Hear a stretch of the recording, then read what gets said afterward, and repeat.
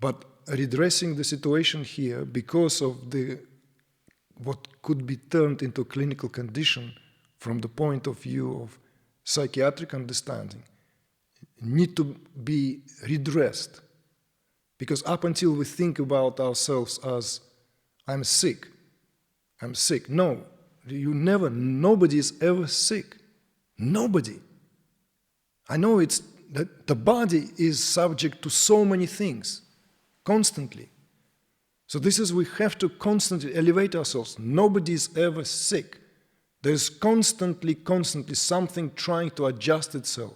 Even when we go through calamity in terms of how it may be experienced.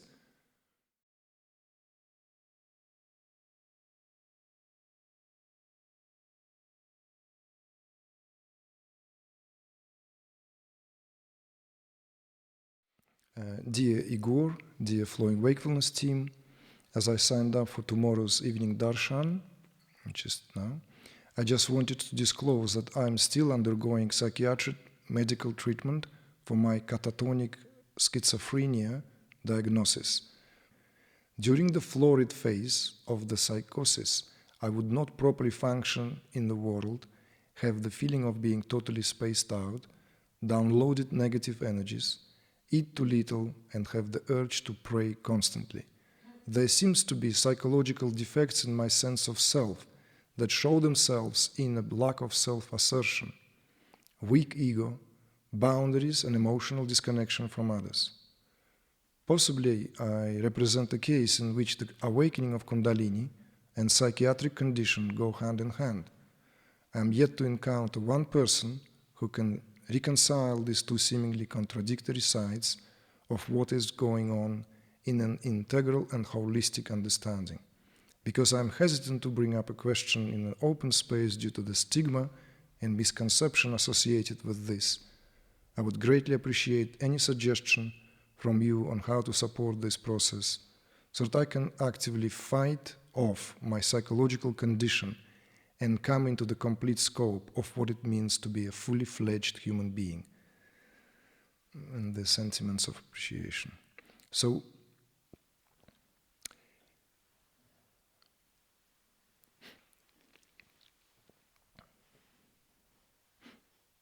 first of all, little adjustment needs to be made immediately here, is that I would still prefer not to make this somehow into a great possibility for reinforcing this, what is being addressed here as possibly I represent a case in which the awakening of Kundalini and a psychiatric condition go hand in hand. Because this is a paradoxical statement and need to be treated as such, because it is both true and false. So first I will speak to that. So this statement is both true and false. Why it is true? Where is that? Yeah. So why is it true? Because all cases of awakening of Kundalini, true awakening of Kundalini, right? If viewed from the psychiatric perspective, are that. They go hand in hand. In other words, there is no such thing as an authentic, true awakening of Kundalini that will not be seen as a psychiatric condition, pathological condition, unless there is some kind of independently practicing crazy biscuit, psychiatrists who are basically totally gone loose, like that series Bourne, right? Remember that Bourne Ultimatum with Matt Damon? No, you don't remember? Trilogy? Ah, boy. Never mind. He was this super soldier. They wanted to create a super soldier, right? So that, like, he has this extraordinary capacities, and the things went wrong because he kind of still has his conscientiousness, and so they try to cut off his memory, so to make him into a perfect killing machine, which he is, right, with all his capacities that are gained, right? Even like whole bag full of bullets found drowned in the Cedars, how film begins. And the fisherman boat finds him floating there, and they remove these bullets out of his body, right? 6 or 7 of them from his back. And in the conditions which is like any other person would die from infection, if not from whatever, loss of blood and everything. But by the time the boat and they give this communication, it's all intersected already by the obviously special organization, whatever, CIA, they're already aware that, and the guy basically escapes that fisherman boat rocked by the stormy sea. He was just found floating. So that's just like, it's a film, of course. It's a story. It's a narrative, right? He was supposed to be this robot-like machine to kill. But the part somewhere didn't work. So there is this awareness that still gives him glimpses of past of the memory. And that what turns him on a quest to find out who he was prior to this experiment. Why am I giving this example? Is simply as a kind of like a frivolous analogy here. You see? Frivolous analogy that there is no such thing as that a Kundalini can be treated by any psychiatric authority unless this someone is like basically on a loose, totally cut off from any connection to the how they were trained, how they were, accountable to the board of the trustees and to how it's supposed to be functioning. Because there is no such thing. The Kundalini is not part of the vocabulary of the psychiatric treatments.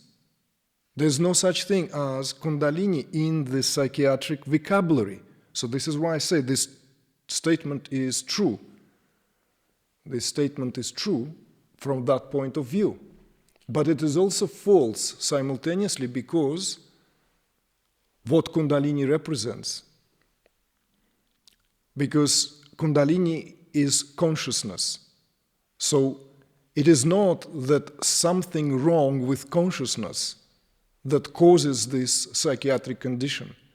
I would say to you this, please, whoever asked this question, for anyone else who need this to understand, there's no true awakening of Kundalini without complete and utter borderline of going insane, because that is part and parcel. If it was not, it would have never been seen, viewed with such respect, with such caution, with such worship, with such, and we can complete all these dots. You do that yourself. Anything that is spoken about Kundalini in a traditional context was always spoken and dealt with tremendous degree of everything, as I said, fill in all the dots. It was never spoken in terms of this kind of like a clinical thing. Oh yeah, Kundalini is here, it's there, it's here, it's there, It's not the subject of Instagrams and the notebooks, block notes, No, never. It was always subject of life and death. It was always subject to complete, going over the board and never coming back. Always. Even with those who would have already a tremendous amount of being rooted in a tradition. Even among those who were desirous of that. I mean, you read the classical accounts, you read the spiritual autobiography of Swami Muktananda. He renounced his life at the age of 16, something like that, and went off traveling. He met many, many great beings in India upon his travel. Many of them, and he gives this detailed account of these encounters. And yet, the 8-year period of his sadhana and what he went through, it's not a frivolous walk in the park, smelling the roses only. It was a really demanding, taking everything, every single sacrifice, everything that can be put into that on his part. It's like a monumental journey, he described there, that took 8 years. 8 years to complete that process, which from there on basically is unstoppable, unending integration. This is the last picture of the Nox. Going back to the world doesn't have more pictures, you see? Otherwise, we would have continued with the pictures. Someone will ask, well, excuse me, so why are there only that many oxen stories? Why don't we continue that? Going back to the world, why can't we have more pictures of, isn't it interesting to know, I would like to know, how is it to go back to the world? Because it's a bottomless pit. We don't know to what degree consciousness can be fully embodied here. We do not.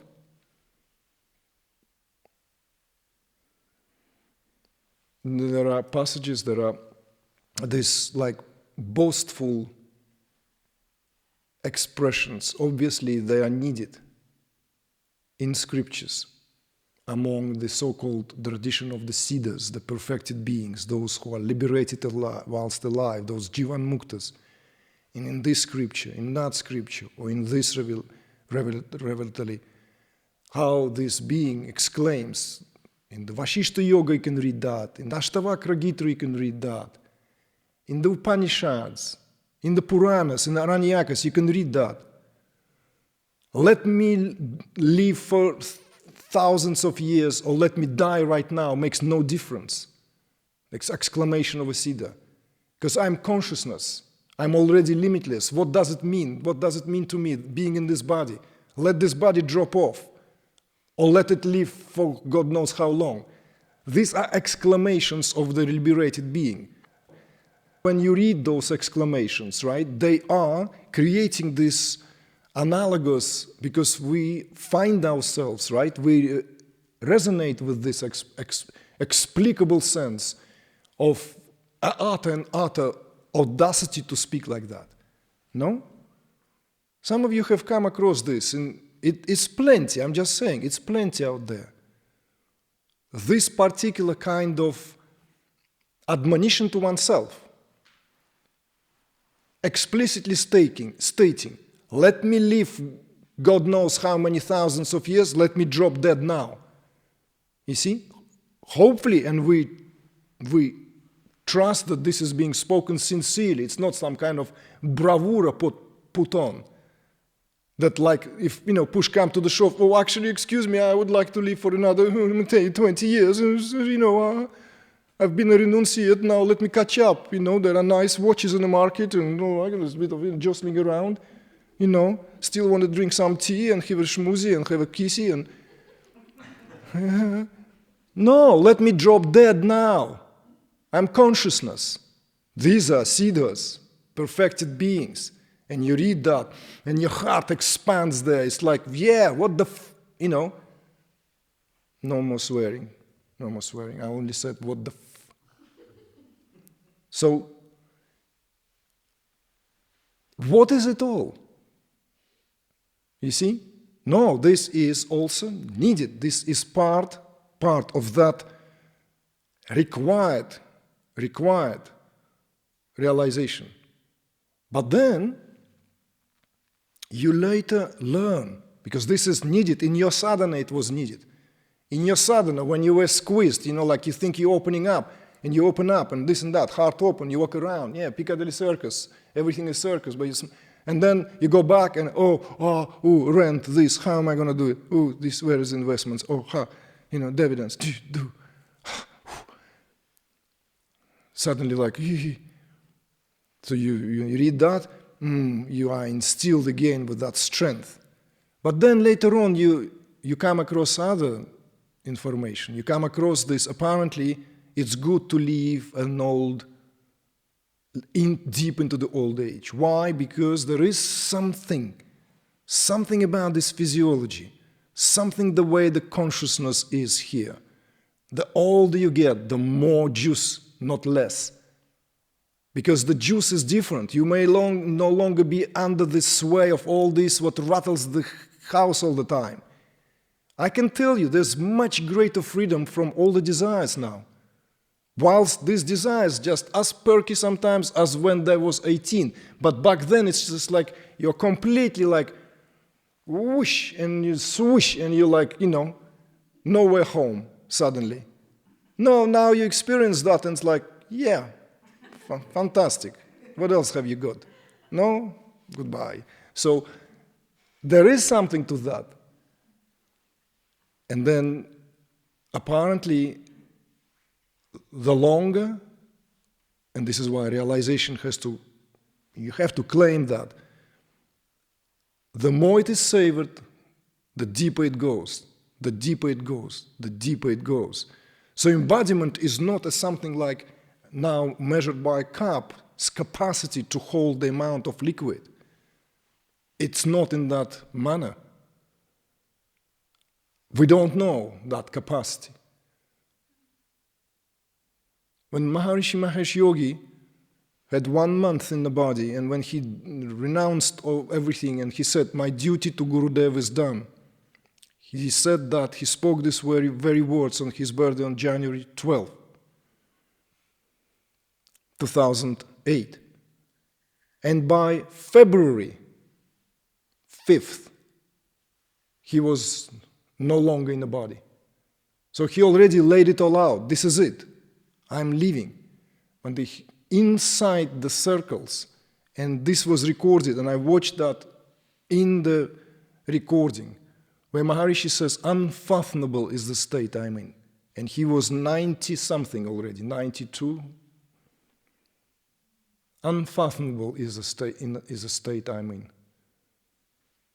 So, you see, between this explicit statement, let me live forever, die now, it makes no difference, to it's best and better to savor it here fully, deep into your old age. The longer the better, is something. Something. So why am I speaking to that now? Is so that there is a clarity of understanding also that Kundalini will remain forever clinical condition if we have this misunderstanding which we perpetuate with reinforcing this connection, the psychiatric connection, because this statement is, as I said, both true and false. True and false. And it's the most difficult thing is to make that leap, because it requires to make a leap of consciousness which no one can make for us. No one can make that leap of consciousness for us because it's here on the account of subjectivity of every experience. So therefore there is no other being who can give that experience. And even if that is so, it's because there was a capacity to take. I can give you examples again, like if you want storytelling, I can give you plenty. You still have time. Bedtime stories, plenty. You know? Those classical, canonical encounters where later on this would be a teacher in his own might, in his own right, comes to someone like Ramana Maharshi, you know, this enlightenment that what, you know, you speak of. Can you give it to me? And Ramana just looks at him like, yes, but can you hold it? You know, it's classic. Again, so well known, so well recorded, people around. The guy huffed and puffed, packed up his bag and on his way the next day. You're not going to stay there another night. If you cannot give it to me, I'll look for somewhere. So what does it tell us here? Even in the case of where we feel someone is in the capacity to give it to us, it's only because our own capacity to take it. It has to be equivalent. The capacity to take is equivalent to the capacity of what can be given. No less, no more. Grok that. So therefore, whatever that is happened in consciousness where it's like, this magic, boom, enlightened, darling. Clear of the room, please. Give it space for some other people, even though there's plenty of room. Still, next. This, it's not because from here to there it traveled and suddenly, boom. Right? No. This is the play of Maya that it seems so. No, because it's boom already here, beyond space and time, and on that is of course a pretext, and then we write books and drink tea and have fun about it. But what was exactly spoken? What was exactly heard? And I will now go again, and you have to pay attention to what is being said. Let us rehabilitate now, once and for all, that if you prefer, before we rehabilitate, if you prefer to view it from the perspective of how the psychiatry views this, there's no way out of it. I'm sorry, there's no way out of it, because that's in the way of consciousness framing itself. It's the quicksilver. It's taking that form. Nothing can be done about that. If we think pathological about ourselves, that's what we are. It's known. This is the so-called you are placebo, by this guy. You are a walking universe. All this is known. Today, this is the quantum world we live in now. The way we think and relate to anything, that's what it is. And if it's very difficult, well, tough titty, because that's how it is. There's no such thing as magically, somehow, extricate ourselves and being hypnotized. Maybe some kind of prolonged periods where one is taken somehow and put on that bus of consciousness while someone else is driving. I don't know. But my suggestion is this: there's leap of faith is required, self-generated faith, and this is not a blind faith. It has to be accompanied by crystal clear understanding of what's happening at the level of the spiritual anatomy, where all this is now spoken from pranic point of view, from point of view of distribution and movement of pranas. And we are here, of course, would have to venture deep into Ayurveda and astrology. In fact, where astrology and Ayurveda is like this, you see, what makes Vedic knowledge impenetrable and incomparable is that every single freaking discipline we have today in allopathic medicine is compartmentalized. All compartmentalized. Nothing is subject to unifying principles. Nothing. Nothing. When did the last time you went to someone, let's say, with the painful nerve in your foot, and he suddenly says to me, what happens to your teeth? Or you need some sacral cranial therapy. No, something wrong with your foot. Let's see if we can chop it off first. We're not going to chop it off, but we might, because that's one of the things we will do. I'm exaggerating, because this is like, come on. You will fall asleep if I'm a bit too subtle. Chopping off the foot is always an option. Because it's always an option to cut, chop, cut, like talking about sharp equipment. There's no lack of that in surgical, When you come there, it's like, ooh, let me cut it. Let me get it out. Let me check it out. And I spoke about it in pranic healing. You can't even shake your shawl outside the window when you just did the work on someone. If you learn a thing or two about Reiki healing, pranic healing, you need to learn which trees to use to deposit that stuff with loving, caring attention to give it back to earth. We spoke about that only recently. You say that to the allopathic medicine person, they will nod and think, they will tick a box in their brain compartment that this person is a dreamer at best. Let them dream. That doesn't work like that. Physiology is a very, very predictable thing. You don't shake your shawl outside and this tree, that tree. Come on. Follow this attentively. Least you'll miss the whole point. So, Vedic wisdom, perennial wisdom. When it comes to Veda, no branch of Veda is viewed as separate. Everything is interconnected. And the great thing is that now there are more and more educated people out there who have this access and combine this with great degree of insight, practice, experience, and understanding, where it's not enough just to treat someone for conditions of any neurosis, psychosis, which is in any case is a department of the nervous system, which means vata. It's ether and air. That's what it is.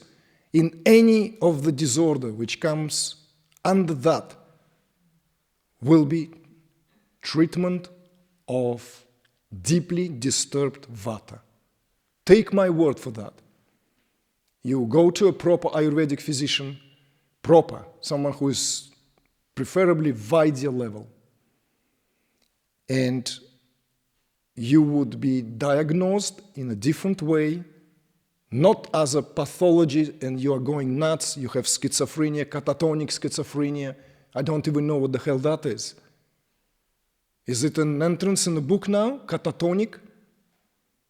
Schizophrenia?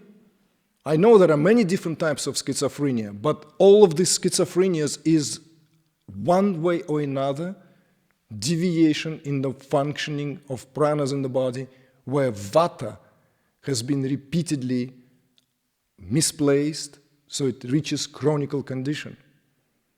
And if 2 and 2 put together, if already the physiology is the constitution with the propensity for vata to go out, and every awakening of Kundalini is a major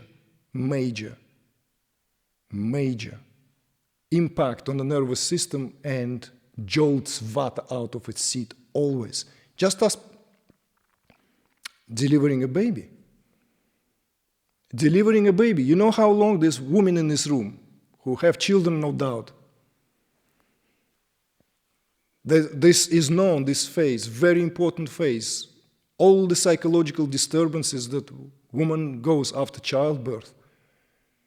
If it's not treated with the understanding that a major movement of prana took place, where vata is disturbed now for many months, if not years, that's what needs to be addressed, then you don't need to worry why the woman is going this,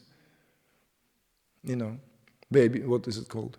Baby blues, depression, all this, and all the kind of like neuroses and all these conditions are because it's a very, very, very big movement took place. Something which was part of your body is now independently breathing, but it's accompanied by this massive movement of apana, enormous movement of apana that totally takes out vata, and woman needs to be nurtured in that phase of childbirth giving for 2 years. In every culture.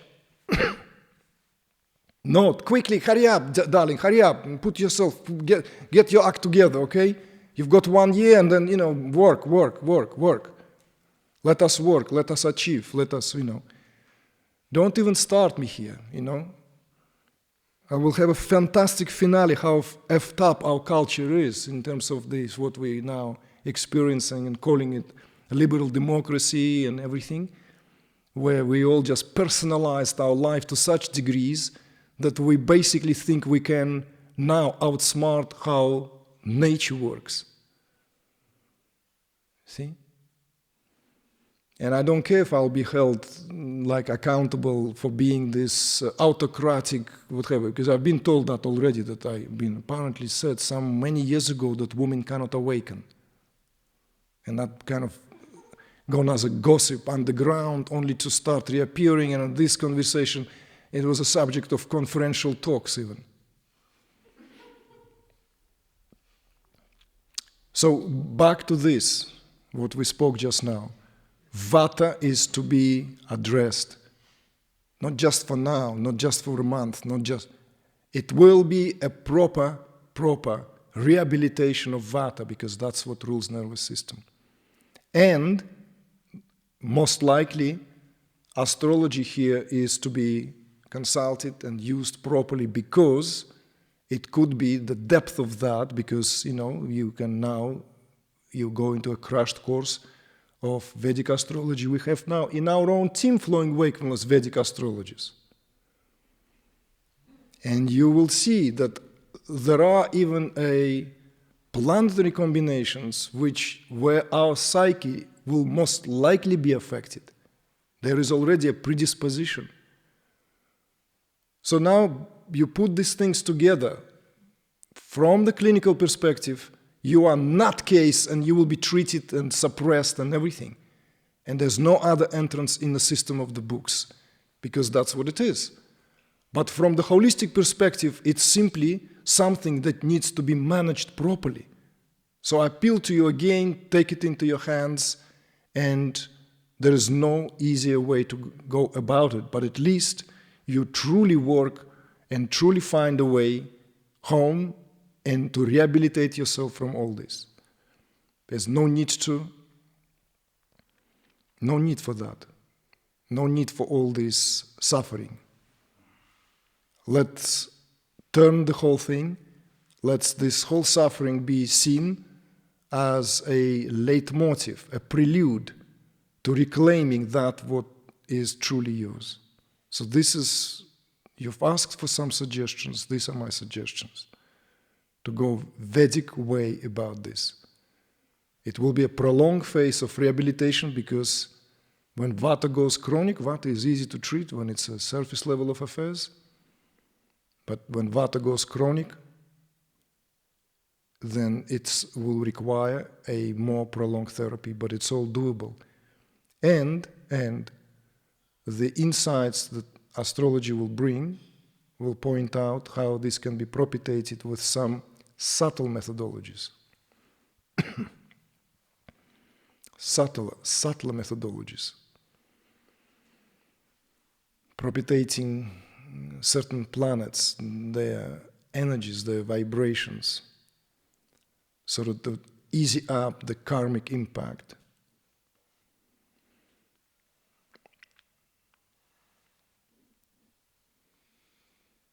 You see?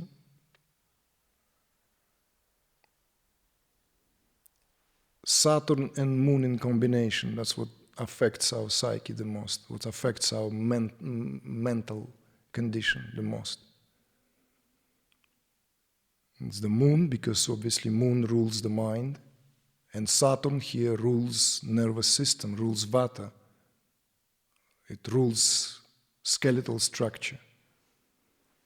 It rules joints. It rules this, what here acts as a support, everything from the waist down to the feet, see? Spinal column, all this is the domain of Saturn. So this is what I'm suggesting you do, okay? I will be happy to give you some recommendations for Ayurvedic physicians who are astrologers and combine this Vedic astrology with Ayurveda.